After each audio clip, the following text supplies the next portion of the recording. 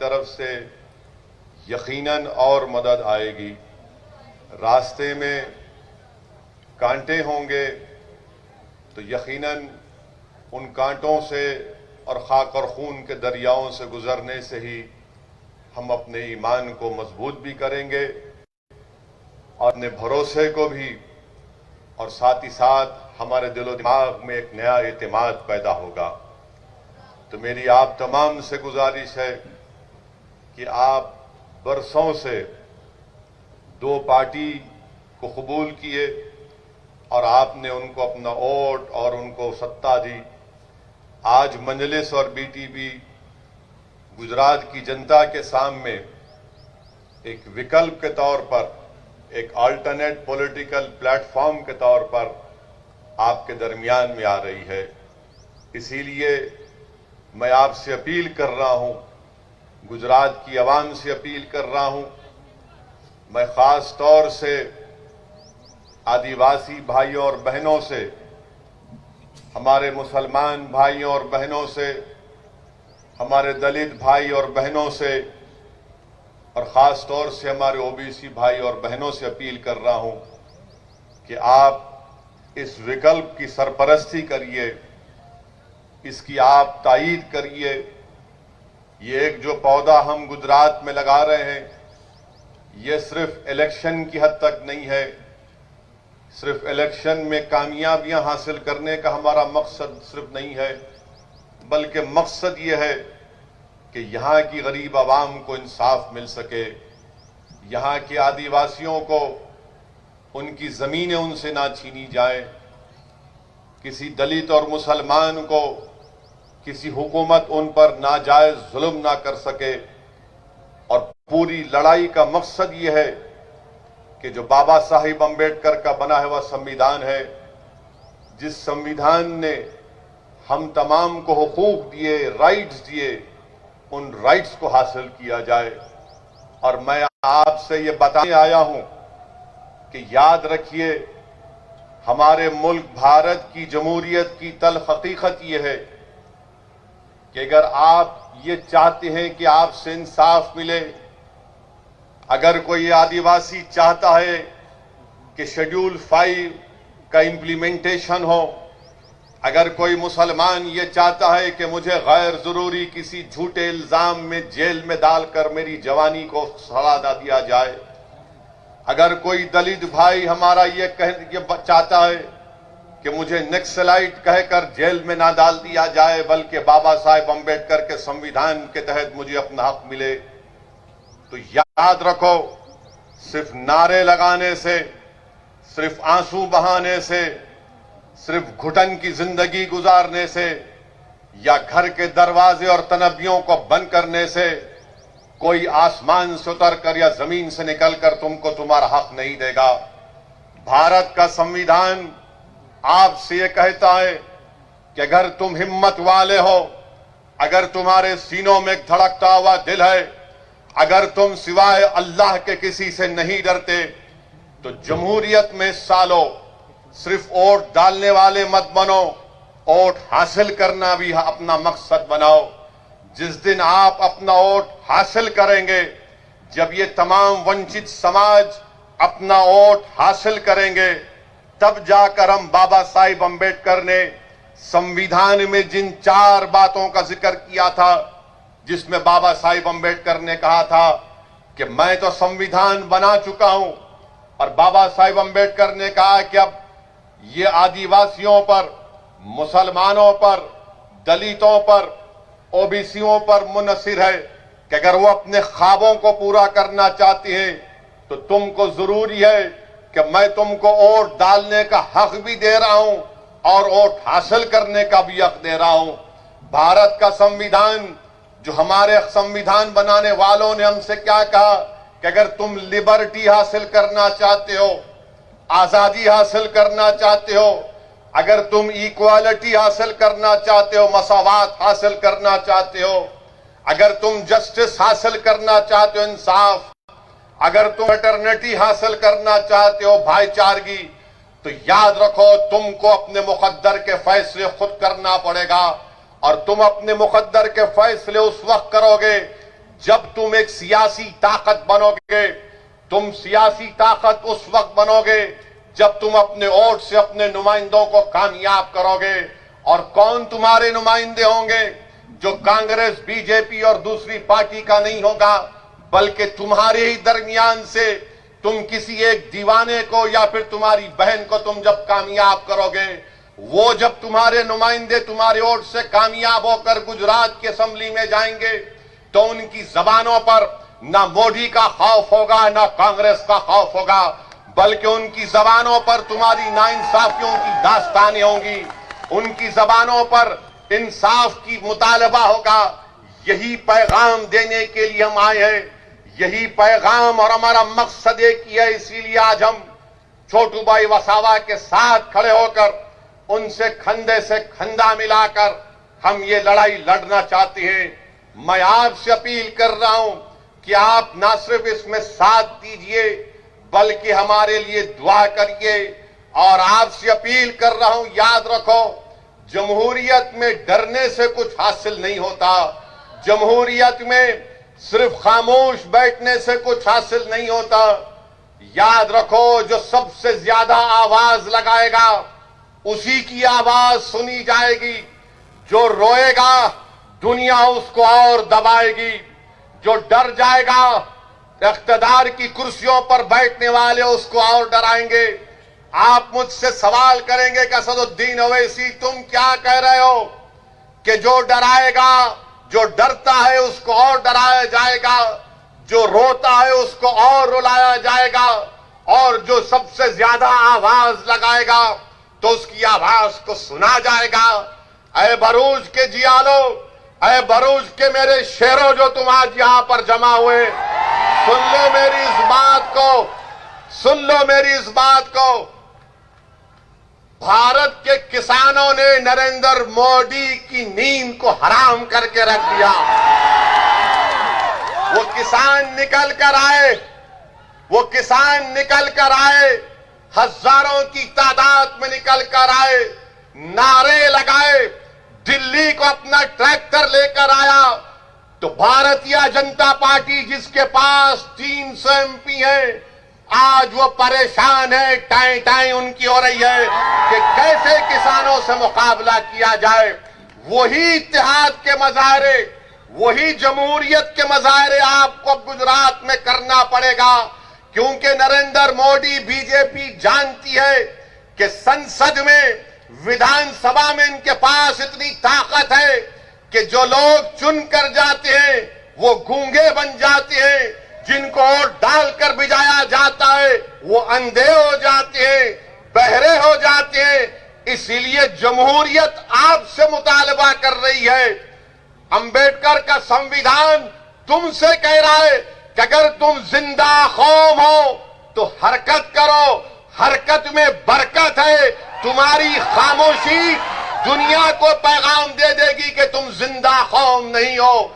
जिंदा कौम का मतलब यह है कि जिंदगी का सबूत देना है।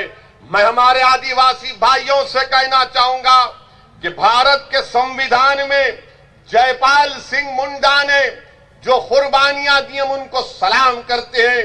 यही जयपाल सिंह मुंडा थे जिन्होंने आदिवासियों के लिए शेड्यूल 5 का जिक्र संविधान में किया था। मेरे अजीज दोस्तों और बुजुर्गों, ये हमारी लड़ाई हमारी बका की लड़ाई है। ये हमारी लड़ाई हमारे संविधान को बचाने की लड़ाई है। हमारी लड़ाई इस मुल्क में अमन को मजबूत करने की लड़ाई है। मैं आज के जलसे से उस अजीम आदिवासी कॉन्स्टिट्यूएंट असेंबली के रुकन जयपाल सिंह मुंडा को भी सलाम करता हूं कि इन बुजुर्गों ने हमको, हमारी आने वाली नस्लों के लिए ये सोचकर शेड्यूल 5 का इनकॉर्पोरेशन भारत के संविधान में किया था। मैं आज के जलसे में मोहतरम जनाब अहमद पटेल साहब को भी खराज अकीदत पेश करना चाहूंगा। ये उनकी सरजमीन है। यहीं से अहमद भाई निकलकर दिल्ली गए और कांग्रेस पार्टी के ऊंचाइयों तक पहुंचे। मैं अल्लाह से दुआ करता हूं कि अल्लाह सुब्हानहू व तआला अहमद पटेल साहब की मग़फ़िरत फरमाए, अल्लाह उनकी खबर को नूर से भरे, अल्लाह उनके अफराद ख़ानदान को सब्र जमील अता फरमाए। मैं यकीनन अहमद पटेल साहब से मेरे ताल्लुकात थे, मुखालिफत भी मैं उनकी करता था, मगर एक नेक आदमी थे और यकीनन उन्होंने बहुत कुछ किया है और मुझे यकीन है कि अल्लाह उनको उसका अजर आखिरत में भी देगा, उनकी खबर में भी देगा। और मेरी दुआ है कि अल्लाह सुब्हाना व तआला उनके फर्जन को उनका नेक ने में बदल बना दे, अल्लाह उनकी कुर्बानियों को रायगा जाने ना दे। मेरे अजीज दोस्तों और बुजुर्गों, एक और अहम बात जिसकी तरफ मैं आपकी तवज्जो चाहता हूं, अभी हमने आपके सामने कहा कि शेड्यूल 5 जो कॉन्स्टिट्यूशन में है, संविधान में, उसका इंप्लीमेंटेशन नहीं होता है। मैं भरूच के और गुजरात के मुसलमानों से और गुजरात के उन जनता से जो अंबेडकर के संविधान की खूबसूरती और ताकत को समझते हैं, गुजरात में एक कानून है जिसका नाम है डिस्टर्ब्ड एरियाज एक्ट, जिसमें कोई अपना घर कलेक्टर से इजाजत लिए बगैर नहीं बेच सकता है ना कानून ये। अब आप ये देख लो, मैंने क्या कहा था आपसे कि हम छोटू भाई वसावा साहब के साथ मिलकर लड़ाई लड़ना चाहते हैं। एक तरफ आदिवासी कह रहा है कि शेड्यूल 5 का इंप्लीमेंटेशन हो, तो कहा जाता है कि नहीं इंप्लीमेंटेशन करेंगे, बीजेपी की सरकार कहती है। दूसरी तरफ अंबेडकर का बना हुआ संविधान कहता है कि गुजरात में डिस्टर्ब्ड एरियाज एक्ट संविधान के खिलाफ है, इसको हटाओ। तो बीजेपी कहती है हम इसको नहीं हटाएंगे। मैं अपना घर और दुकान नहीं बेच सकता हूं और तुम वहां पर शेड्यूल 5 का प्रोटेक्शन आदिवासियों को नहीं दोगे, उनकी जमीनों पर कब्जा करोगे। 121 गांवों को इको सेंसिटिव आपने करार दे दिया, पानी आपने निकाला हमारी जमीनों को लेकर और आदिवासी गांव तक पीने का पानी मुहैया नहीं किया जाता। तो आखिर कौन सा सबका साथ, सबका विकास, सबका विश्वास की बात बीजेपी कर रही है? ना शेड्यूल 5 का इंप्लीमेंटेशन होता है, ना डिस्टर्ब एरियाज एक्ट निकाला जाता है जो भारत के संविधान के पूरा खिलाफ है। Right to equality, right to life, supreme court का पुट्टुस्वामी का जजमेंट है, प्राइवेसी का जो इस कानून की धज्जियां उड़ाता है। मगर आप, क्योंकि ये कमजोर है और इस पर जुल्म करना इनका मकसद है, आदिवासियों की जमीन छीन ली जाए, आदिवासियों के कल्चर को खत्म कर दिया जाए, आदिवासियों की तहजीब को खत्म कर दिया जाए। क्या ये बात सच नहीं है? बताओ आरएसएस वालों कि भारत में अगर सबसे ज्यादा डिस्प्लेसमेंट किसी का हुआ है तो आदिवासियों का हुआ है। क्या आईआईटी रुड़की की स्टडी नहीं है कि इस मुल्क में 2 करोड़ 40 लाख लोगों का डिस्प्लेसमेंट हुआ डैम के नाम पर, रिवर के नाम पर, उसमें 60% से ज्यादा तो आदिवासी है। आईआईटी रुड़की की स्टडी है। उसके बावजूद भी आप शेड्यूल 5 का इंप्लीमेंटेशन नहीं करते। स्टैच्यू ऑफ यूनिटी बनाया आपने, मगर क्या आदिवासियों की यूनिटी को डिसयूनिटी में तब्दील कर देंगे आप? ये कौन सी यूनिटी है कि मेरी जमीन को छीनकर, मेरे को पानी नहीं पहुंचाकर, मेरी तहजीब को खत्म करके आप क्या पैगाम देना चाह रहे? मगर मैं गुजरात के मुसलमानों को पैगाम दे रहा हूं, मैं आपको पैगाम दे रहा हूं कि सीखो आदिवासियों से कि बीजेपी की हुकूमत 25-26 साल से इस सरजमीन पर, यहां पर बरसों से आरएसएस ने अपना काम किया, मगर उसके बावजूद भी मैं छोटू भाई वसावा साहब आपको सलाम करता हूं कि आपकी और आपके समाज ने आपके 2 एमएलए को जिताया यहां पर। ये इनको कामयाब किया, बीटीपी को, हमारे महेश भाई को और उनके साथियों को।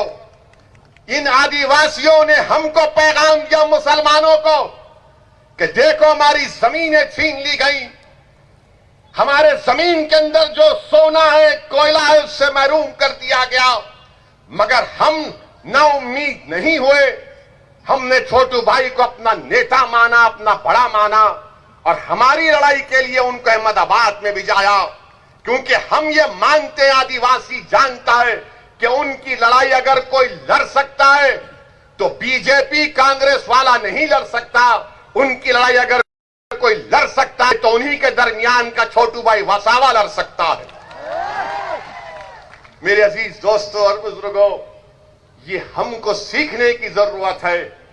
यकीनन मेरे इस जुमले से बहुत से लोगों को तकलीफ होगी, मगर मेरा मकसद यह है कि सच्चाई को बयान किया जाए और आपके दिलों में एक जोश को पैदा किया जाए, एक फिक्र दिया जाए आपको, ताकि जब आप यहां से उठकर जाएंगे तो एक पैगाम और फिक्र लेकर जाएं।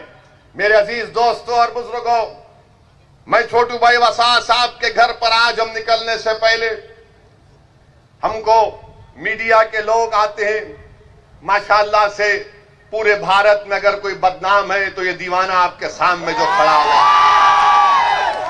मीडिया के लोगों को लगता है कि इस दाढ़ी वाले का सर पे जिसकी तो टोपी है उसका इंटरव्यू लेंगे तो उनका टीआरपी बढ़ता है।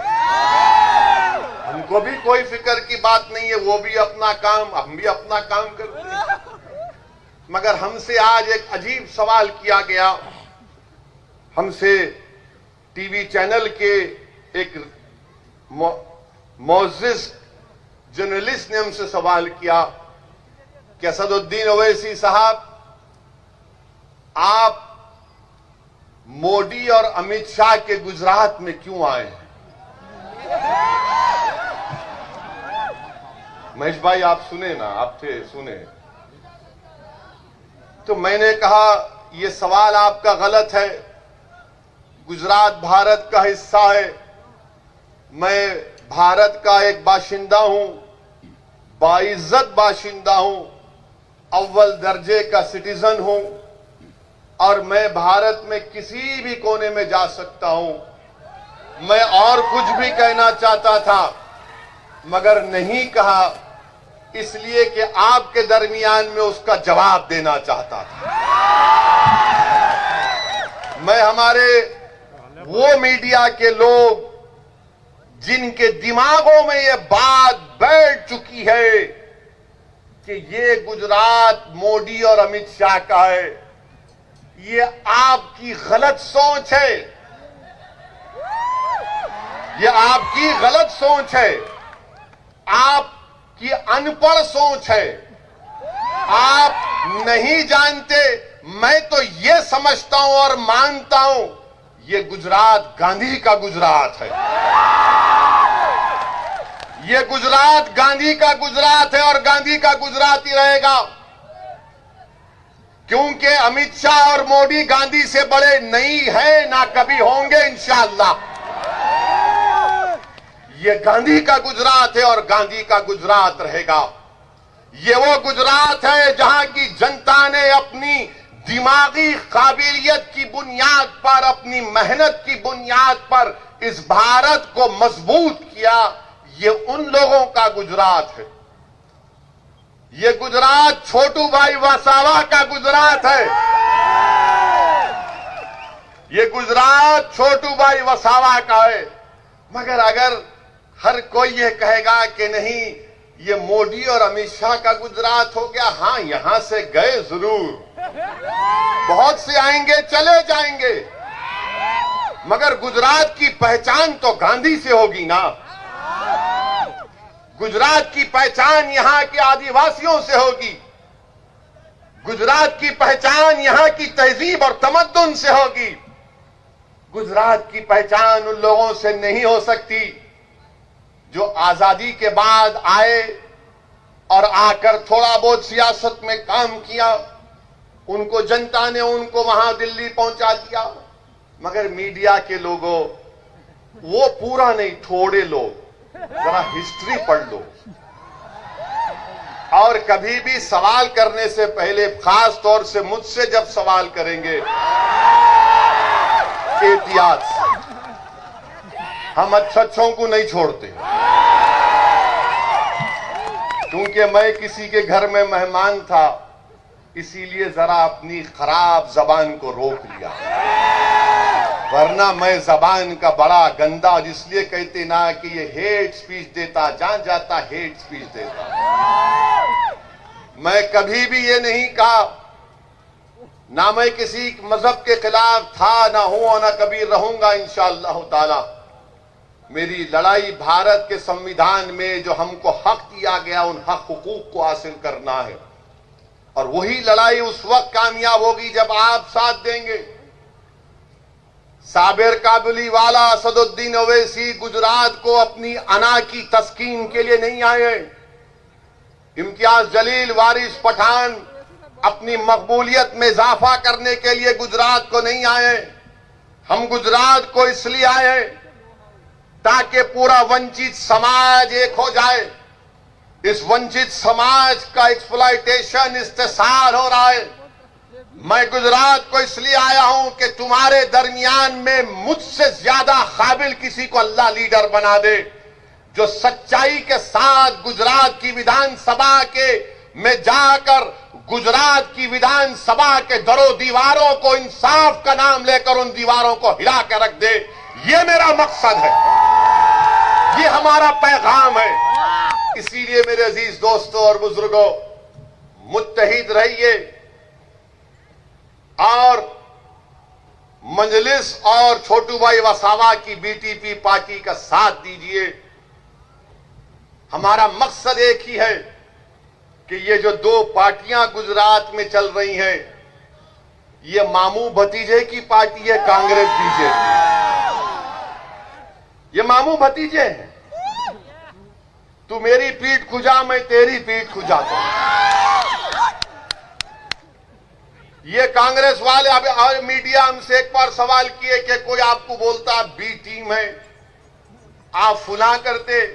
मेरे भाई, आप जानते हैं मुझसे बेहतर कि पिछले विधानसभा के चुनाव में कांग्रेस के जितने विधायक जीते थे, उसमें से 12 बीजेपी में भाग गए। मेरे से पूछ के गए थे, या छोटू भाई वसावा के पास बैठकर बातचीत करके गए थे। ये तो मोदी अमित शाह से पहले से मिले हुए थे। ये इनका अंदर का रिश्ता है, इनका अंदर का कनेक्शन है।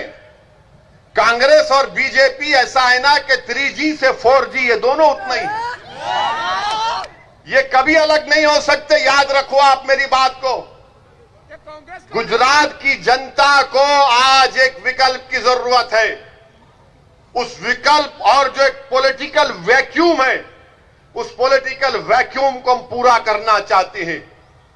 बहुत से मसाइल हैं मुसलमानों के, आदिवासी के, दलित भाई और बहनों के, ओबीसी समाज के, मगर याद रखिए, अगर हर कोई जीत कर रूलिंग पार्टी में जाकर कूद जाएगा तो उन गरीबों का कोई फायदा नहीं होगा। मैं आपको बता रहा हूं कि अगर कोई ये समझता है कि मैं एमएलए बन गया, मैं रूलिंग पार्टी के साथ चला जाऊंगा तो मेरा कोई फायदा हो जाएगा, नहीं होगा। क्यों नहीं होगा? उसकी मिसाल तुम्हारे सामने छोटू भाई वसावा है। 7 बार के एमएलए, कई बार इनको एनकाउंटर करने का ऑर्डर निकला, जेल की सलाखों में डाला गया।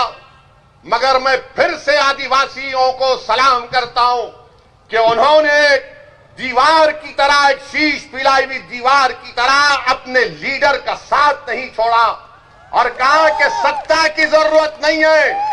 छोटू भाई वसावा और महेश भाई, तुम जाओ असेंबली में जाकर हमारी लड़ाई लड़ो। हमारे दिलों में जो छुपा हुआ गम है उसको बयान करो। हमारे आंख में आंसू आने मत दो। हमारे बच्चों के हौसलों को बुलंद रखो। तुम लड़ाई लड़ो, जीत हार तो ऊपर वाला तय करेगा, मगर मर्दानगी वो है जो इख्तिदार के सामने खड़े होकर उनकी आंख में डालकर कहे कि नरेंद्र मोदी, तुम्हारा CAA का कानून, तुम्हारा ट्रिपल तलाक का कानून तुम्हारा यूएपीए का कानून ये संविधान के खिलाफ है। हिम्मत और हौसला और हक को बयान करने का मकसद एक ही है ताकि तुमको पैगाम मिल जाए कि जब अगर कोई 2 MP भी हो और बीजेपी के 300 हो तो मोदी की हुकूमत के सामने सच्चाई को बयान करने के लिए जो काम गांधी ने किया था कि सफेद फार्म हुकूमत के उस गलत कानून को गांधी ने फाड़ा, तो तुम्हारा ये दीवाना बीजेपी के 300 MP के सामने CAA कानून को फाड़ के रख दिया। ये काम करना है, मिनिस्टर बनना, गाड़ी पर टाई टाई लाल लाइट आ जाना, ये हमारा मकसद नहीं है। 70 साल से इन्हीं लोगों ने हमको धोखा दिया। तुम्हारा वोट लिया, दिल्ली गए, तुमको धोखा दिया। तुम्हारा वोट लिया, गुजरात की विधानसभा में गए, 2002 का फसाद हुआ तो गूंगे बनकर बैठे रहे। इसीलिए मेरे अजीज दोस्तों और बुजुर्गों, मेरी इज्जतदार मां और बहनों, इत्तेहाद को पैदा करिए। हां, इस बात को तैयार हो जाइए कि मेरे आज और छोटू भाई वसावा साहब के हमारे इस जलसे के बाद कल से तमाम के तमाम ये जितने दल्ले हैं, ये जितने चमचे हैं, ये जितना मुर्दार का इंसान का गोश्त खाने वाले गीबत शुरू करेंगे। तो देखो वो भड़काऊ भाषण दिया था, वो ऐसा बोला था। अरे याद रखो, मेरी तकरीर में एक पॉइंट भी कोई संविधान के खिलाफ नहीं है, ना है ना रहेगा। मैं थोड़ा बहुत कानून जानता हूं और कानून का लिहाज करना ये मेरी जिम्मेदारी है। कानून की इज्जत करना ये हम तमाम की जिम्मेदारी है। और वही कानून हमसे कहता है कि जब तुम आवाम के दरमियान में जाओ तो सच्चाई को बयान करो, अल्फाज को चाप कर बयान मत करो। ये हमसे नहीं हो सकता, ना कभी हुआ है ना कभी होगा इंशाअल्लाह ताला। अहम बात जो आपके सामने रखना चाहूंगा मेरे अजीज दोस्तों और बुजुर्गों, मजलिस के ताल्लुक से हम बिहार का इलेक्शन लड़े तो जैसा हम बिहार में गए सब शुरू हो गए, बैंड बाजा पार्टी शुरू हो गई कि देखो ओवैसी आया है, मजलिस आई है और मजलिस वोट काटेगी। हम 20 कैंडिडेट लड़े, 20 में 5 हमारे कामयाब हुए। और कहां से कामयाब हुए बिहार में? सीमांचल की सरजमीन से। बिहार में सबसे पसमानदा इलाका, बल्कि पूरे भारत का अगर कोई पसमानदा इलाका है तो सीमांचल का इलाका है। वहां की गरीब जनता ने हमको आशीर्वाद किया, हमको अपनी मोहब्बतों से नवाजा और हमको कामयाब किया। जब मजलिस के मुखालिफ लोग सीमांचल में मजलिस के खिलाफ पैगाम और मुहिम चला रहे थे तो वहां पर हमारी मां और बहनों से मुलाकात की और कहा उन मुखालिफीन ने कि मां तू किसको वोट देगी? तो उस मां ने कहा पतंग छाप को वोट देंगे। बोले कौन पतंग छाप? तो उस मां ने कहा जिसके सर पे गोल टोपी है उसको वोट देंगे। तो उन मुखालिफीन ने कहा अरे वो तो सत्ता में नहीं आएगा। तो उस मां ने कहा सुनो इस बात को, उसीलिए तो उसको वोट दे रहे हो, उसको सत्ता से मोहब्बत नहीं, उसको इंसाफ के लिए लड़ना है, उसको हमारी आवाज बनना है। ये काम आपको करना है। आपने सबको मिनिस्टर बनाया, मंत्री बनाया, संतरी बनाया, ये तमाम के तमाम कंत्री निकले। अब आपको मर्दों को भी जाना है, बहादुर मां और बहनों को वोट डालकर भी जाना है, जिनकी जबानों पर तुम्हारी नाइंसाफियों की दास्तान हो, जिनकी सोच और फिक्र में तुम्हारी तरक्की हो, जिनका जीना और मरने का मकसद तुम्हारी लड़ाई लड़ना हो। इसीलिए मैं आपसे कह रहा हूं कि जिस तरह बिहार की जनता ने मजलिस के 5 उम्मीदवारों को कामयाब किया, मेरी आंखें वो दिन देख रही हैं इंशाअल्लाह ताला। हम छोटू भाई वसावा के साथ गुजरात में इंशाअल्लाह ताला अपनी एक सियासी हैसियत को बनाएंगे और एक ताकतवर हैसियत को बनाएंगे यहां पे इंशाअल्लाह ताला। मेरे अजीज दोस्तों और बुजुर्गों, 20 सीट 5 हम जीते, 9 पर कांग्रेस और आरजेडी कामयाब हुए, 6 पर एनडीए कामयाब हुई। और वो 6 जो एनडीए कामयाब हुई, उनका जो कुल वोट था हमारे वोट से बढ़कर था। जब मैंने ये तमाम चीजें डाल दी तो ये लोग जो डरते हैं ना, जो मंजलिस की मुखालिफत क्यों करते हैं, वो इसलिए करते हैं कि वो हमेशा तुमको गुलाम बनाकर रखना चाहते हैं, तुमको डरा कर रखना चाहते हैं, तुमको खौफ दिलाकर रखना चाहते हैं कि अगर तुम हमसे हटकर किसी को और दोगे तो तुम्हारी जिंदगी को खतरा, अगर तुम हमसे हटकर किसी का साथ दोगे तो तुम्हारी मस्जिद को खतरा, अगर तुम हमसे हटकर किसी को और दोगे तो तुम्हारा जीना मरना या तुम्हारे इलाके में डेवलपमेंट नहीं होगा। मेरे भाई याद रखो मेरी इस बात को, मैं भी थोड़ा बहुत उलेमाओं के पैरों के पास बैठकर उनकी जबान से सुनाऊं कि जब हशर के दिन अल्लाह सबको जमा करेगा, जिसमें तुम और हम भी शामिल होंगे, उनसे पूछा जाएगा कि बताओ तुमने दुनिया में कितने दिन गुजारे। उन तमाम से पूछेगा रब्बे करीम, तो सब पुकार कर कहेंगे अल्लाह एक दिन गुजारा था हमने। और तुम उस एक दिन के लिए, तुम सिर्फ इस एक दिन के लिए डरोगे, तुम सिर्फ उस एक दिन के लिए इन बातिल ताकतों के सामने अपना सर को झुकाओगे, तुम सिर्फ एक दिन के लिए अपनी आंख में आंसू लाओगे उनके खौफ से नहीं। अगर एक दिन जीना है तो अल्लाह के खौफ से आंसू पैदा करो, अगर एक दिन जीना है तो हिम्मत से गुजारो, अगर एक दिन जीना है और जिएंगे एक दिन तो इज्जत से गुजारो, और इज्जत से गुजारो और इज्जत से जाएंगे इंशाअल्लाह ताला।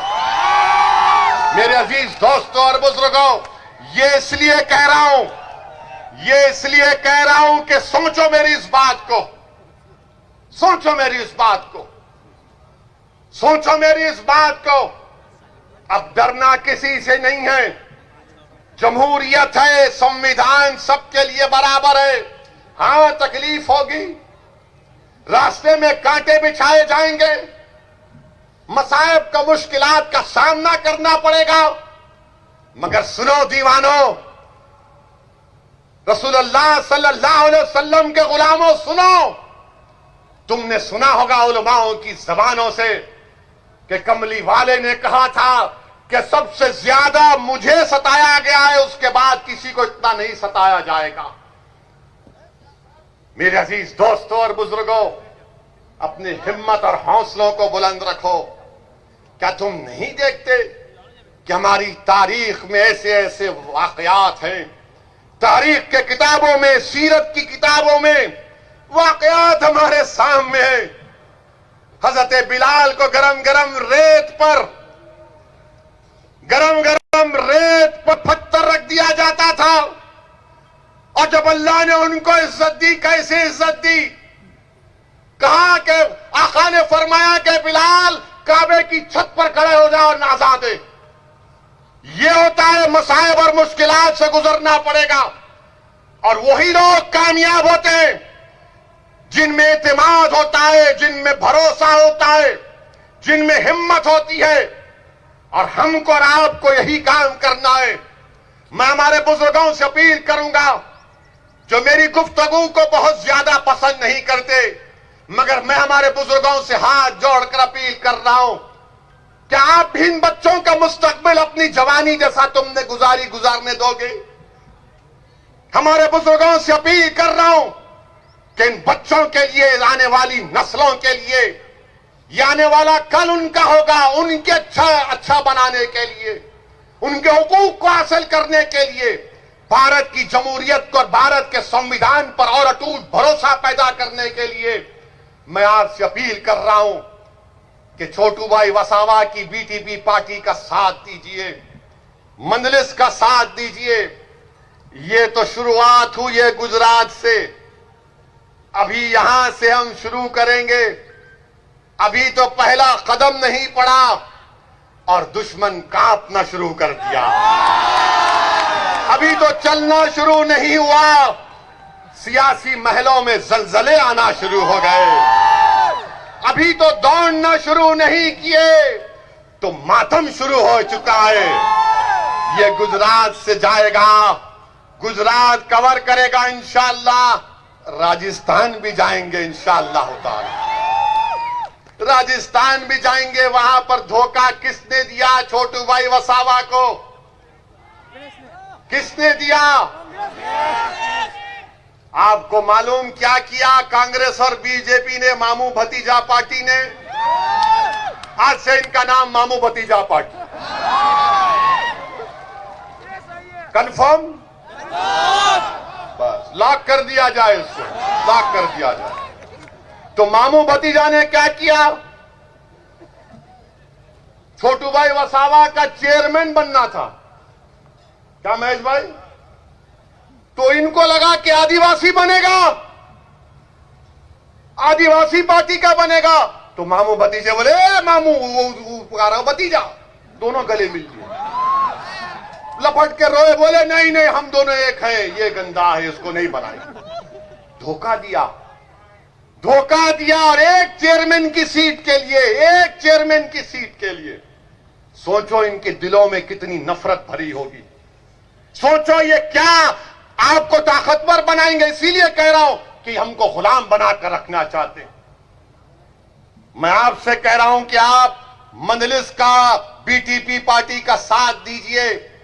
गुजरात की सियासत में एक नई तारीख हम रकम करेंगे।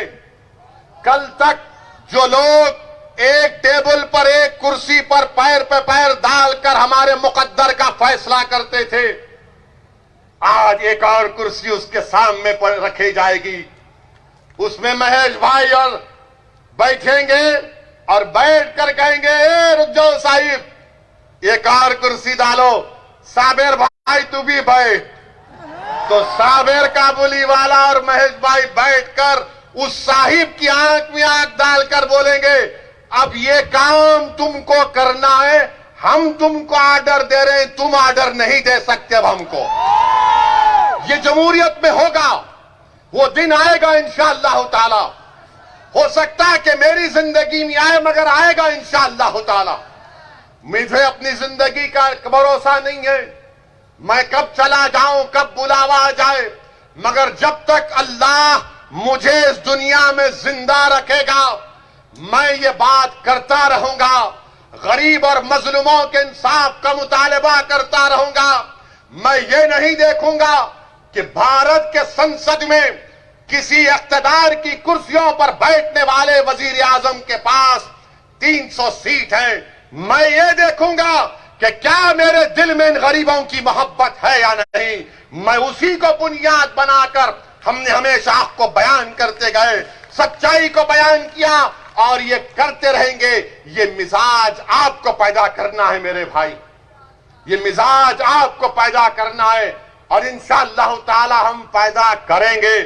अब आप देखते हैं ना कि जो लोग सेकुलरिज्म बोलते हैं, अरे पूरे बीजेपी वाले लोकसभा की सीट जीत गए, कहां गया secularism?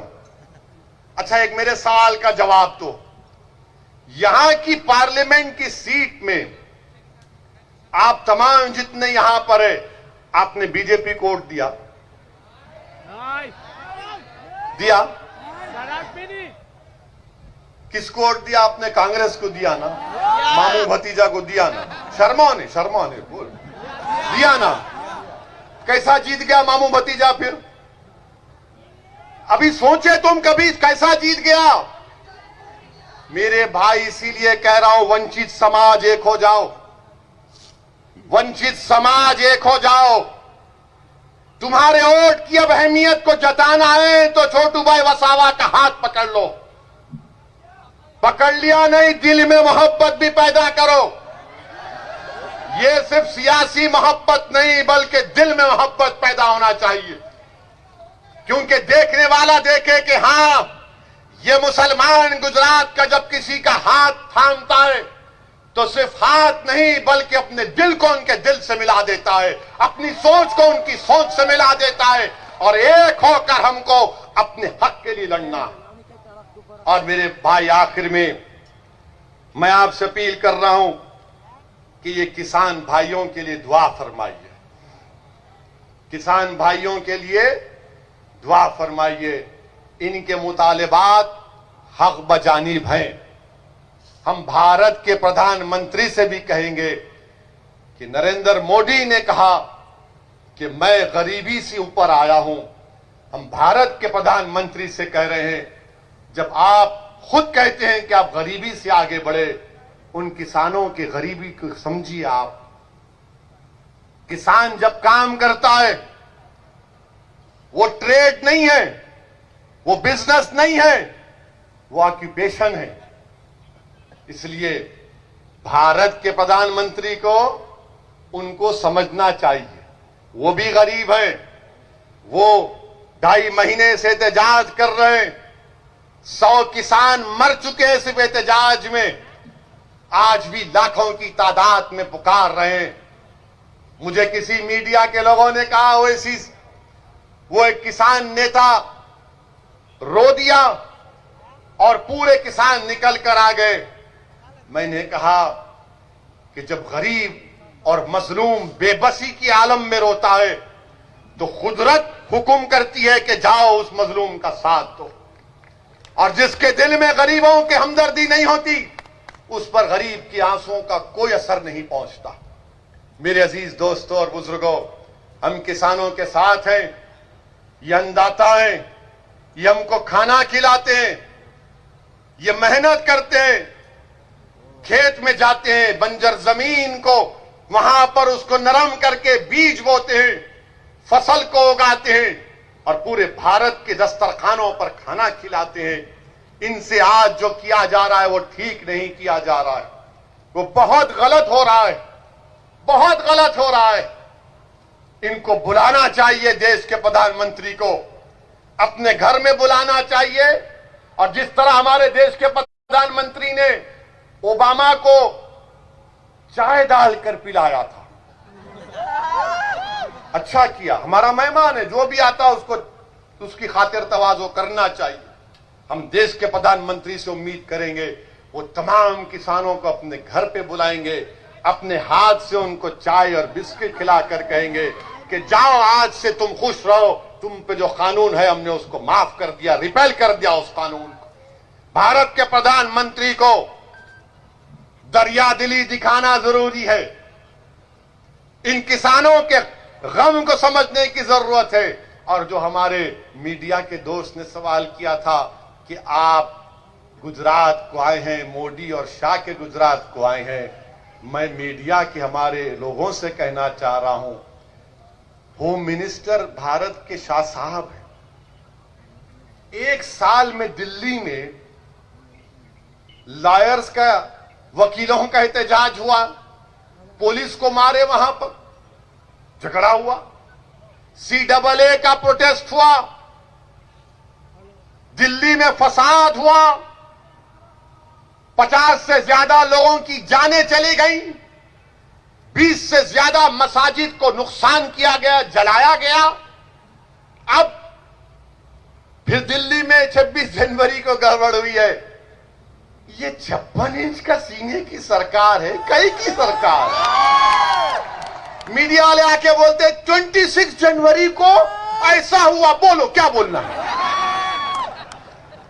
Mister Owaisi, 26 January violence happened, what is your comment. अरे हम ही दूल्हे नजर आते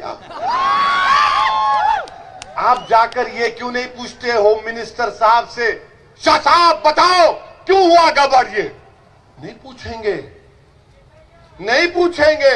इसलिए नहीं पूछेंगे, पूछेंगे तो क्या होगा, हमारा क्या होगा। नहीं नहीं नहीं, इससे पूछते, दाढ़ी वाले से। ये दाढ़ी वाले से पूछेंगे जिसके सर पे टोपी है, मगर जो होम मिनिस्टर है उससे नहीं पूछेंगे कि 1 साल में इतनी 3 गड़बड़ क्यों हो गई। अरे क्या जाति जाने दो ना, मगर नौकरी किस लिए कर रहे हैं। नौकरी तो सवाल पूछने के लिए कर रहे हैं ना, मगर ये मीडिया वाले भी जानते हैं मार्च के बाद इनकी पूरों की नौकरियां जा सकती, क्योंकि देश में इकॉनमी नहीं है, बड़े बड़े टीवी चैनल अखबारात में पैसा नहीं है तनख्वाह देने के लिए। उनको देखो सर हिला रहे हैं, सही कह रहा है, बोल रहे हैं, वो जानते हैं बहुत से मीडिया के लोगों की नौकरी जाने वाली है मार्च के बाद। अब आप बीजेपी से पूछेंगे क्या हो रहा है देश में, तो बोलेंगे तुमने देखा नहीं मोदी जी ने क्या कहा। मोदी जी ने कहा कि मित्रों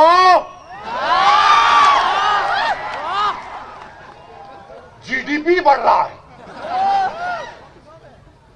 तो कार्टून आया अखबार में, कार्टून आया कि जीडीपी का मतलब यह है कि गैस की कीमत बढ़ गई, डीजल की बढ़ गई, पेट्रोल की बढ़ गई। ये जीडीपी हो रहा है, ये काम हो रहा है। पूरे गुजरात में लॉकडाउन के बाद कारखाने बंद, लेबर परेशान, सूरत में डायमंड का कारोबार ठप, अहमदाबाद में टेक्सटाइल इंडस्ट्री डाउन। तो क्या चला रहे, लड़ाओ लड़ाओ लड़ाओ लड़ाओ लड़ाओ लड़ाओ। अब कोई नहीं लड़ेगा। अब इंशाअल्लाह ताला वंचित समाज जान चुका है कि आज हमारा इस्तेसाल किया जा रहा है। इसीलिए मेरी आपसे अपील है, मुत्तहिद रहिए।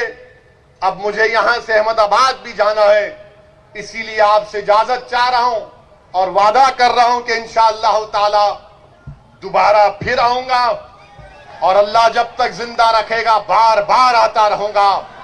भरूच को आऊंगा, आपके दरमियान में रहूंगा।